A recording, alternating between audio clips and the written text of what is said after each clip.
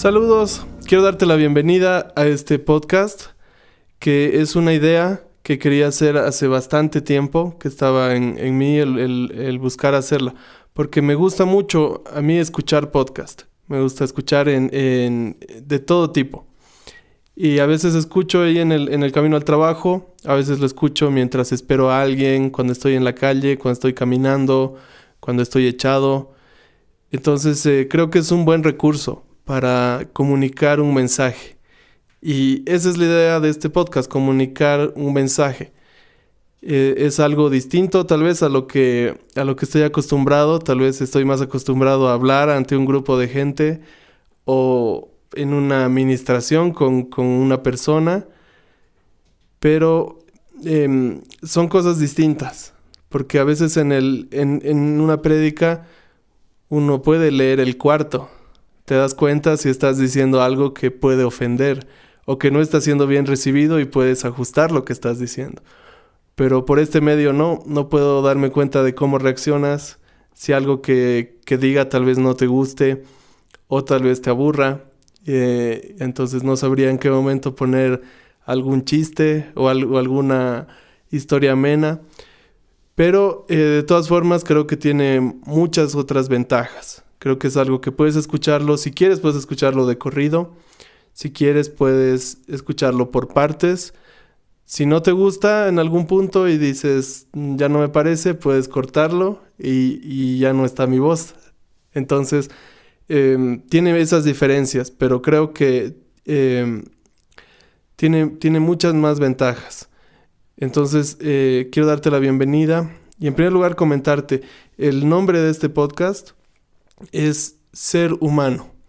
Porque creo que una de las cosas principales que hizo Jesús cuando Él estuvo aquí en la tierra, mientras Él caminaba al lado de sus discípulos o hacía algo, las mayores lecciones que nos daba era cómo ser humano. Y Él siendo divino, siendo una persona que vivía en otro plano, que vivía tal vez en el mundo espiritual, cuando vino acá nos mostró cómo teníamos que ser, cómo tenemos que comportarnos, cómo tenemos que pensar y a qué cosas le debemos dar importancia. Entonces, esos son los principales temas que vamos a tocar aquí. Tal vez en alguna otra ocasión pueda comentarte acerca de un libro que esté leyendo, tal vez podamos hacer alguna entrevista, alguna transmisión en vivo, pero la idea es en primer lugar poner darle ese enfoque. ¿Qué lecciones de vida nos ha dejado Jesús para que nosotros podamos ser mejores humanos? Entonces te doy la bienvenida. Ok, entonces para empezar este primer episodio, quiero contarte una historia acerca de un grupo de gente que quería seguir a Dios, que quería con todo su corazón no repetir los errores del pasado. Lo que pasó con Israel es que ellos, durante toda su historia, desde que se estableció como nación, era un proceso o era un ciclo de desobediencia y restauración de parte de Dios. Ellos eran desobedientes a Dios y Dios los restauraba. Dios les mostraba su misericordia.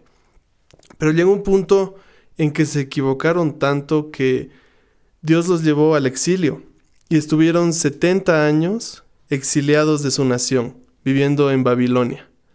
Y cualquier persona que sea inmigrante entiende lo difícil que es vivir fuera de su nación. Entiende lo difícil que es ser distinto a la gente en donde estás. Porque era lo que les pasaba a ellos. Ellos veían que los babilonios tenían sus dioses, tenían sus ritos y los humillaban en cierta forma, porque ¿cómo podían ellos mostrar algo que tenían de parte de Dios si ellos eran exiliados, si ellos no eran dueños del lugar donde estaban? Entonces estas personas se sintieron culpables y culparon a sus antepasados por lo que habían hecho. Y cuando fueron puestos en libertad, decidieron algo radical. Ellos dijeron, vamos a ser un grupo de gente, vamos a ser una generación que no va a caer en los mismos errores. No vamos a alejarnos de la palabra de Dios nunca más. Y empezaron a revisar toda la palabra de Dios. Y pusieron mucho énfasis en las reglas que estaban en el Antiguo Testamento. Le pusieron mucho énfasis en cumplir eso. Y cuando no había alguna manera práctica de cumplirlo, trataban de poner otras leyes que lo hagan. Y les ayudó. En cierta forma, ellos tuvieron resultados. Como tenían conocimiento de la palabra, como buscaban aplicarlo, empezaron a ganar estatus, empezaron a ganar influencia, ganaban respeto y eventualmente ganaron poder religioso y poder político, porque ellos determinaban de qué se trataba la religión judía. Y estas personas se las conoce como los fariseos, que hoy en día los vemos bastante mal. Que hoy día pensamos, cuando hablamos de fariseos, hablamos o de legalismo, o de religiosidad, o de algo que no tiene nada que ver con la vida cristiana. Pero ellos empezaron tal vez con la misma idea que empezamos nosotros.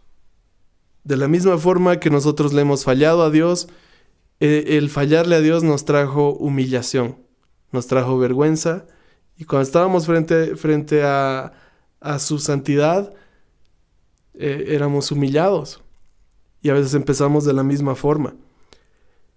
Y como a ellos les tuvo esos resultados, les generó bastantes beneficios. Ellos se mantuvieron así durante cientos de años. Entonces ahí adelantamos la historia un poco. Entre todo lo que les jugó a favor, hubo una cosa que les jugó en contra. Y era que cuando tuvieron a Jesús, tuvieron a Dios frente a ellos, estaban tan enfocados en seguir las reglas, estaban tan enfocados en la ley, que no lo reconocieron. No se dieron cuenta que tenían a Dios mismo frente a ellos. Y no solo no lo reconocieron, sino que se convirtieron en sus más feroces enemigos. Se habían declarado enemigos de Jesús, se pusieron en contra completamente. Lo perseguían, iban detrás de él, esperando una ocasión para hacerlo caer.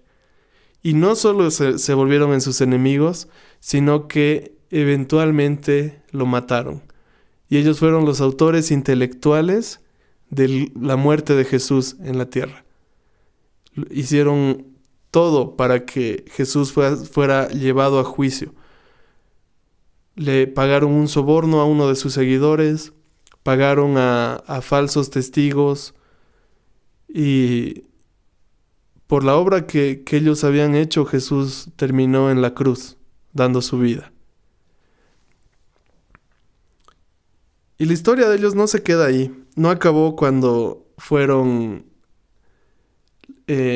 o vieron en ellos esta aparente victoria. Porque Jesús tenía un plan detrás de todo eso. Jesús empezó a hacer su pueblo.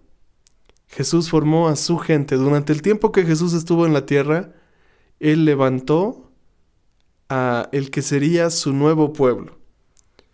Entonces ahí tenemos la historia del camino, que era como se les llamaba inicialmente, porque eran personas que vivían prácticamente en la calle, caminando de un lado a otro.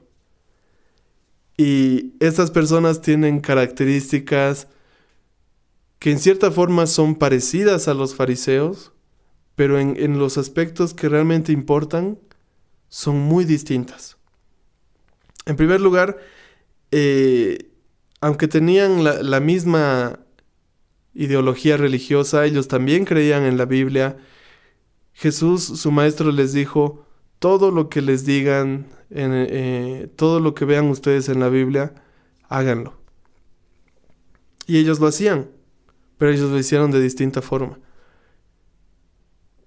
Y cuando vemos las historias de lo que ellos habían hecho, vemos, vemos cómo eran realmente seguidores de Jesús, porque eran iguales a Jesús.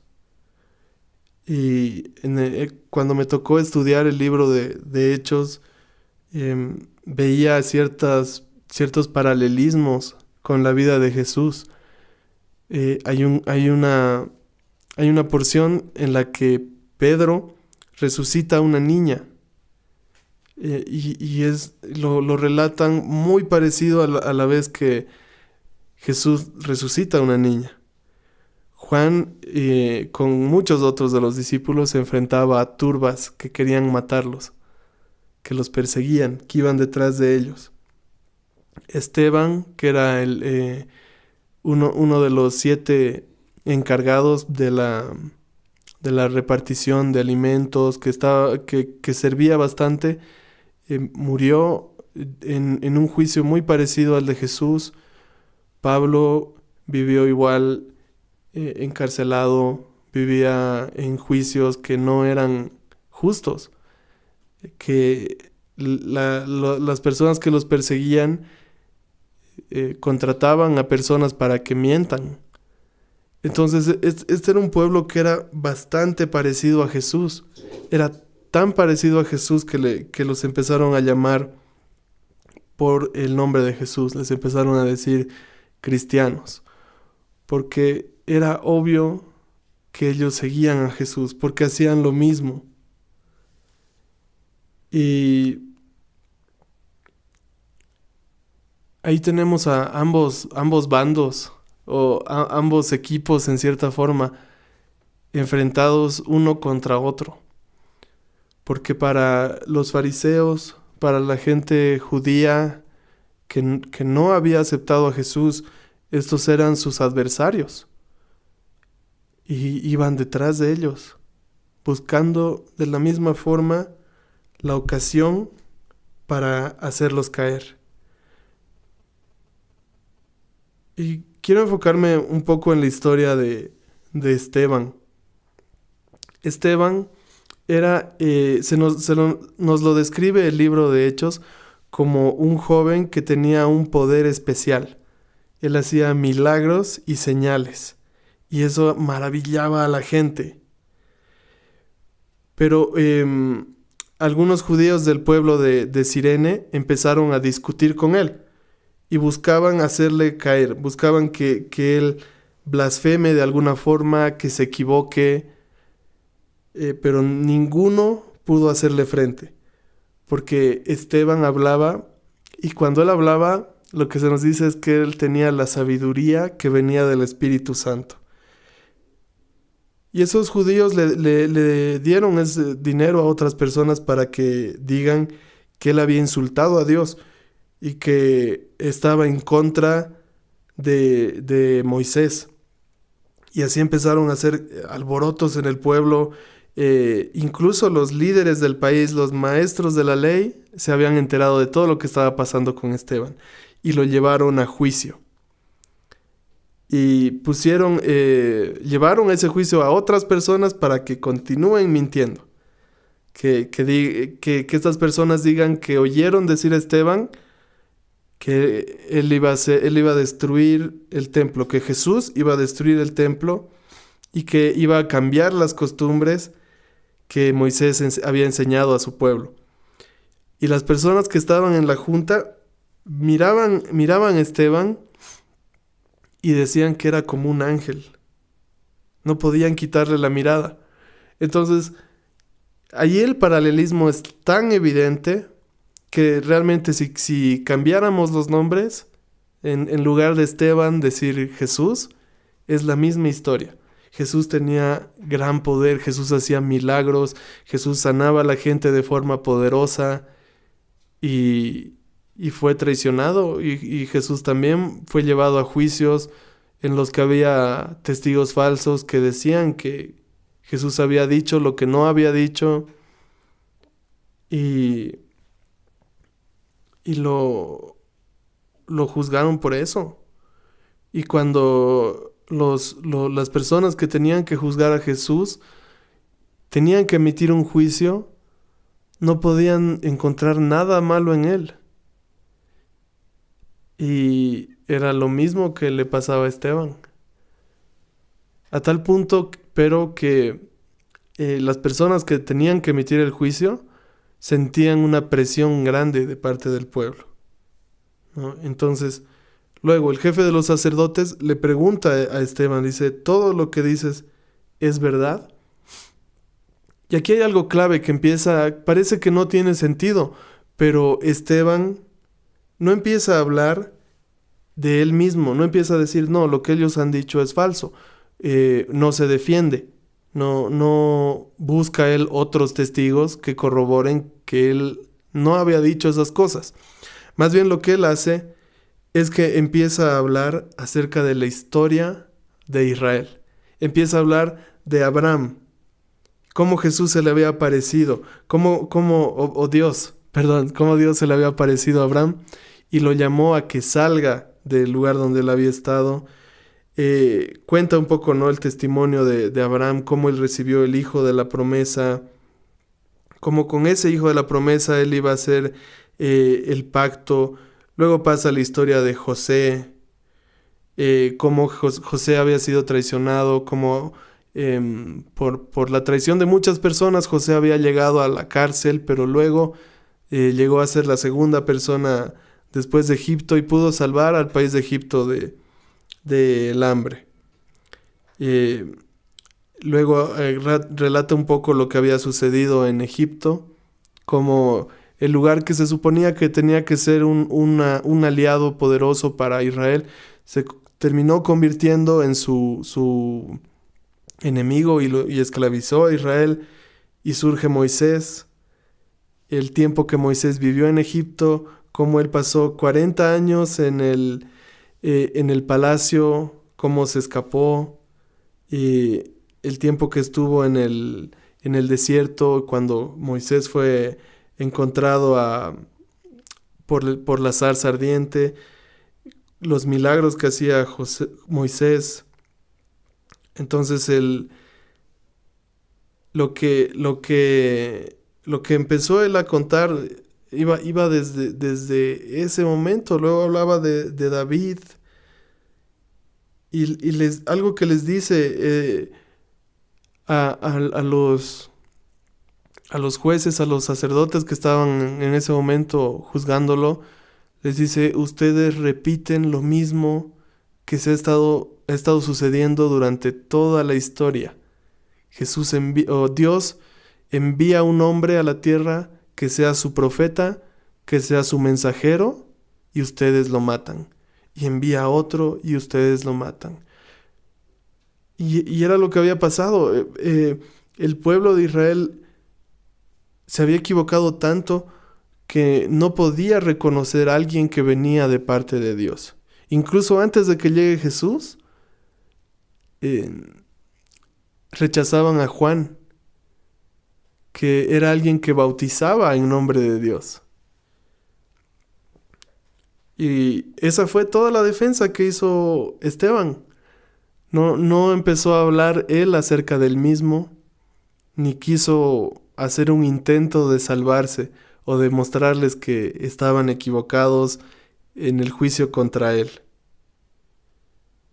Luego lo decidieron apedrear, lo llevaron fuera del templo y los fariseos que estaban ahí aprobaron su muerte.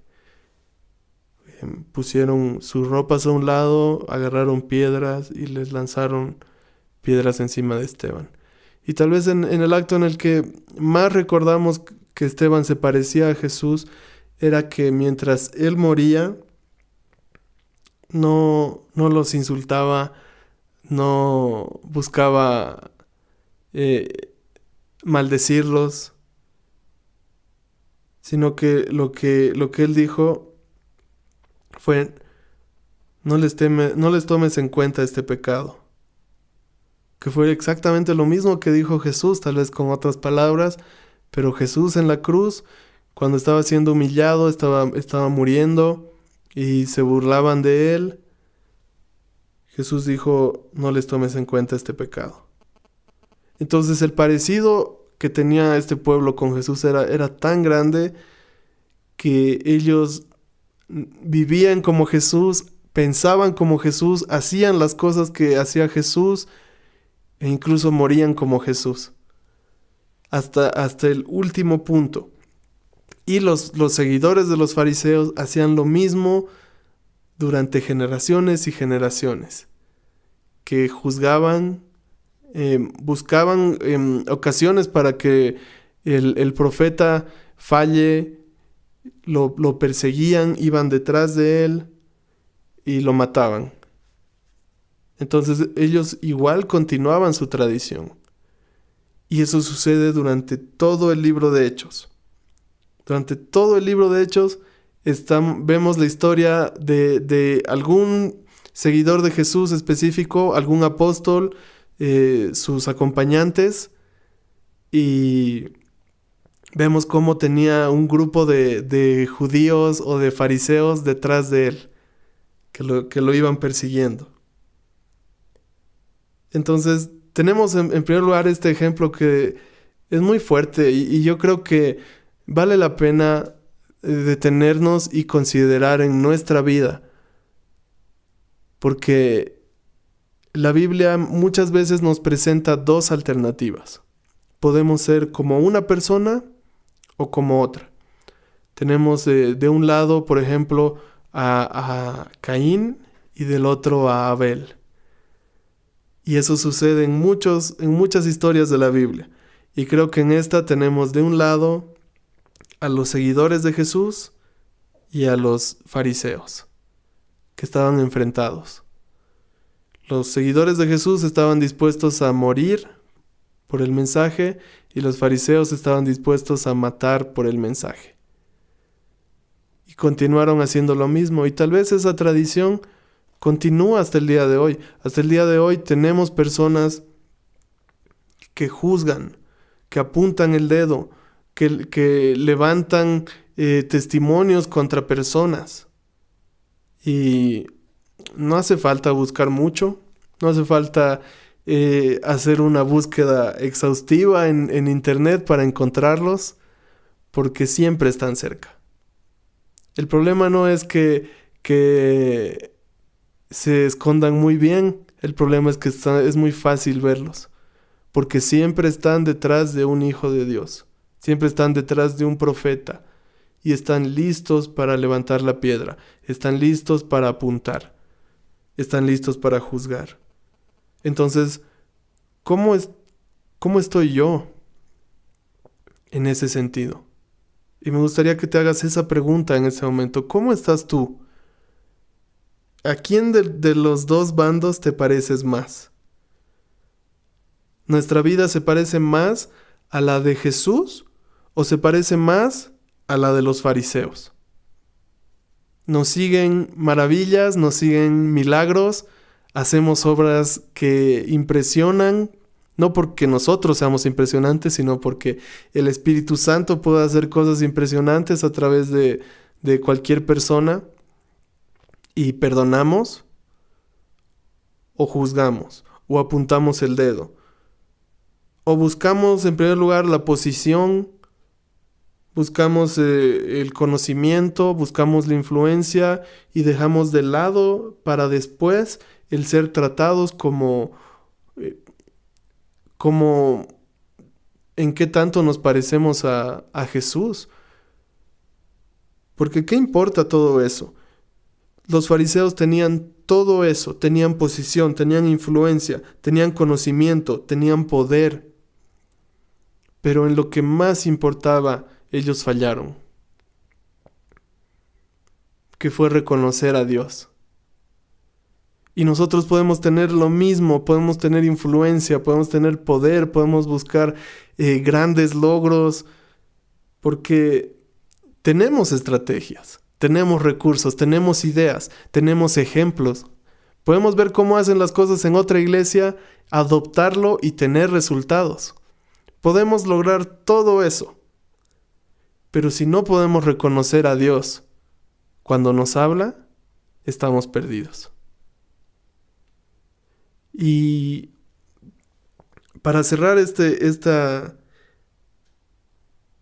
conversación, eso que me llamó la atención bastante, es que siempre hay una esperanza. No tenemos que quedarnos si lo identificamos en nuestras vidas. Si identificamos que tal vez juzgamos. O tal vez vamos detrás de un profeta así esperando a que falle, esperando a que diga algo erróneo y ahí para saltar y apuntar el dedo, ¿no? Y decir, ¡ajá! Aún si estamos en eso, no estamos perdidos.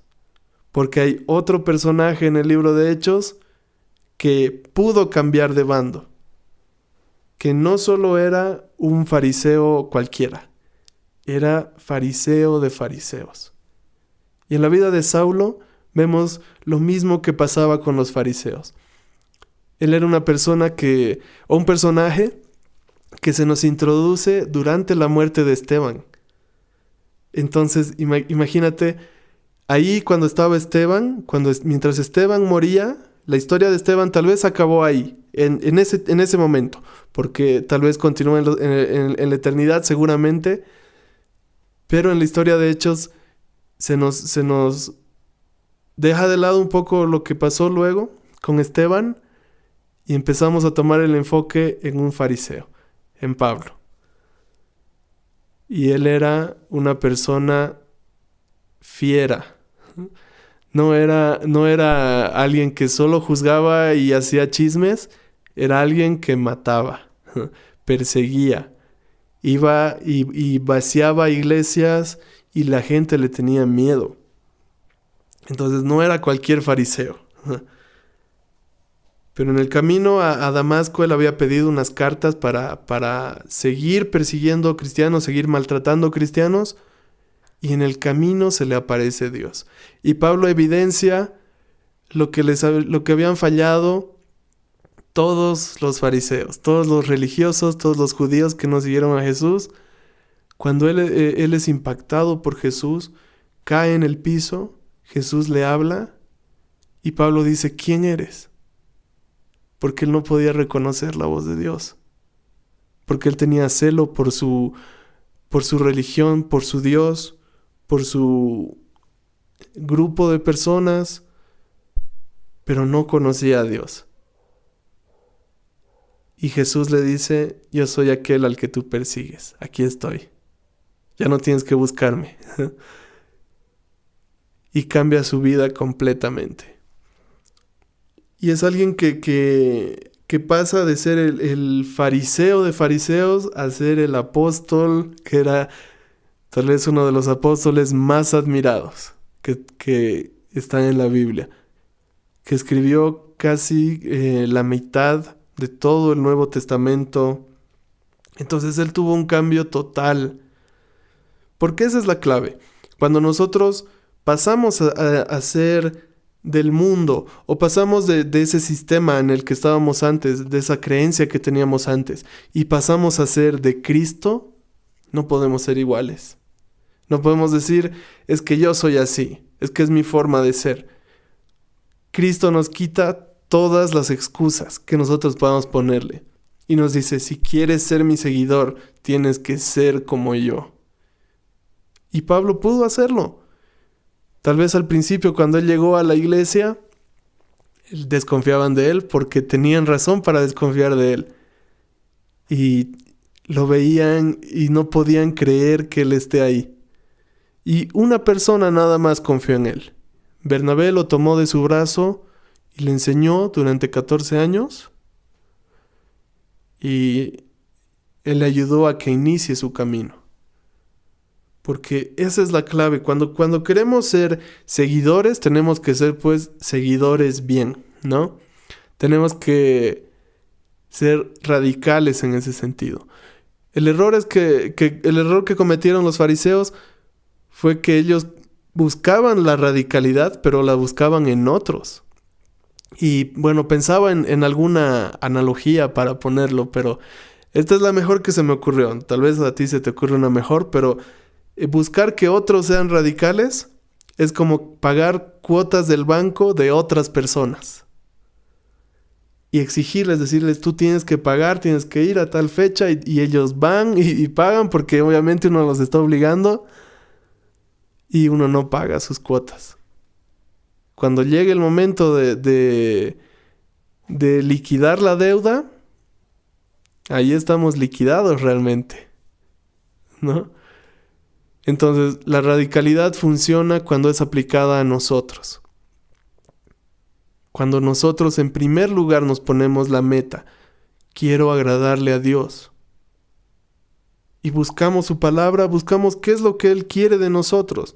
Queremos ser como Jesús fue. Y buscamos pensar como Jesús pensaba, hablar como Jesús hablaba, comportarnos como Jesús se comportaba y tener las mismas convicciones que Él. Y empezamos en nosotros. Y esa radicalidad se contagia. No se enseña, no se impone, sino que crece cuando estamos al lado de una persona y podemos ayudar de alguna forma a que esa persona cambie. De la misma forma que tal vez hubo alguien a nuestro lado que nos ayudó a cambiar.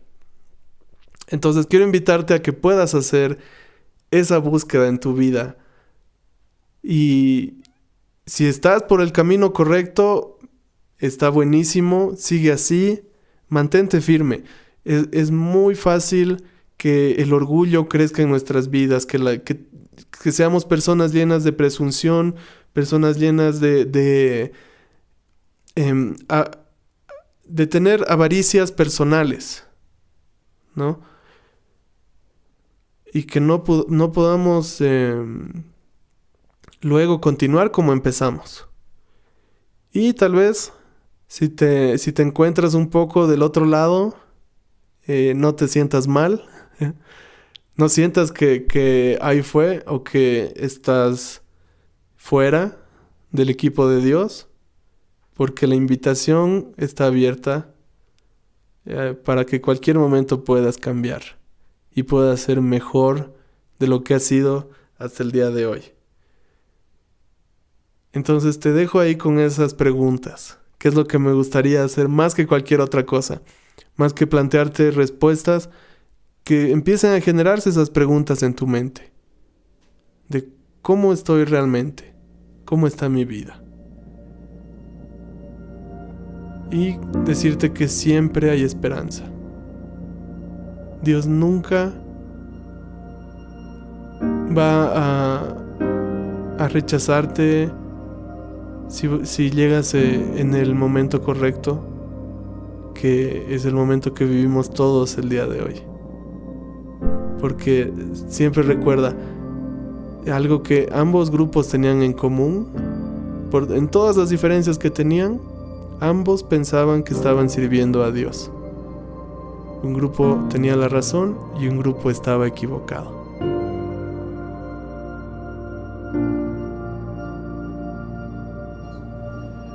Así que ese fue el primer episodio de este podcast. Espero que te haya planteado más preguntas que respuestas, porque eso es lo que tenemos que aprender a hacer. Más que buscar respuestas, buscar preguntas, las preguntas correctas. Una respuesta correcta te hace más inteligente, pero una pregunta correcta te hace más sabio. Entonces, gracias por acompañarme. Espero que te haya servido y que si estabas un poco ahí en el otro bando, te ha ayudado a considerarlo. Así que vamos juntos al lado de Jesús. Todos fallamos en esto, todos juzgamos y todos nos equivocamos. Así que es bueno siempre tomarnos de la mano como hermanos y irnos al otro lado. Es decir, yo quiero estar con Jesús, pero hasta el final, con todo, ¿no? Así que gracias por acompañarme. Muy pronto estaremos en el siguiente episodio. Adiós.